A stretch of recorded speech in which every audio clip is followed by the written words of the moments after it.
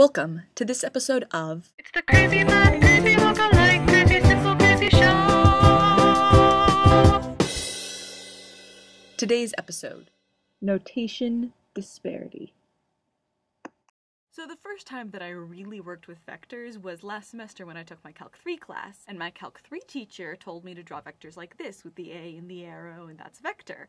And I was like, cool, can do. And then to draw the components, we would do the little like vajajajah, and then do like the components inside. And I was just like, got it.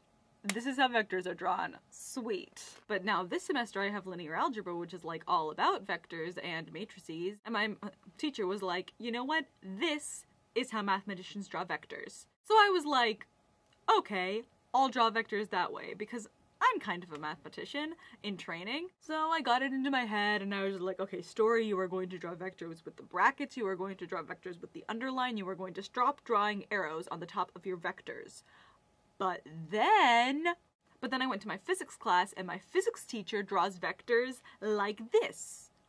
But wait! So I had one math teacher that told me to do the arrows on top, and one math teacher that told me to do the underline underneath, and then my physics teacher is like, arrows on top, and I'm just like, you know what? Forget it. A underline for the win. So at this point I was kind of like, I'm gonna draw my vectors the way I want to draw my vectors. I like the underline, I like the brackets, I think that's a cool way to do them, and it works really well with the matrices that I'm doing in linear algebra, so I'm just gonna go with that. There's this special kind of vector, which is a unit vector, and in my Calc 3 class we drew unit vectors the same way with the arrow on top. But some people draw them like this, with the carets on top. Why you gotta do this to me? So it's not A arrow, it's A underline, and it's not I arrow, it's I caret. Okay guys, can't we just like all draw our vectors the same way? Like, is it really so difficult to just like get a bunch of like mathematicians and physicists and anybody else who uses vectors into a room, sit them down and say, okay guys, you are all going to draw your vectors the same way. You are going to decide today how you're going to draw your vectors, and then you're going to go out into the world and teach. You are going to go forth and teach all of the nations of the world the way that everybody is going to draw their vectors, so that Stories and Eddie will not be confused as to how she's supposed to draw them. And don't even get me started on the way that textbooks draw their vectors. Thus concludes this episode of It's the Crazy Math, Crazy Lookalike, Crazy Simple, Crazy Show.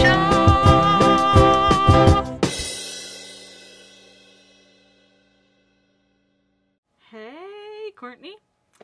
So, it's a couple weeks into the new semester now, sort of getting into the swing of classes, and I'm really busy.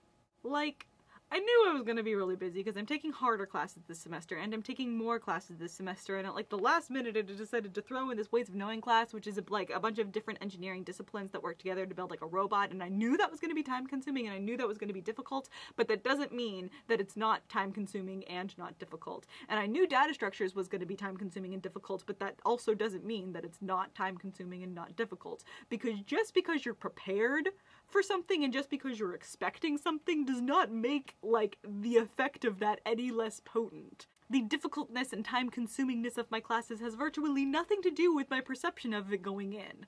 But, you know, I'll survive. I will survive.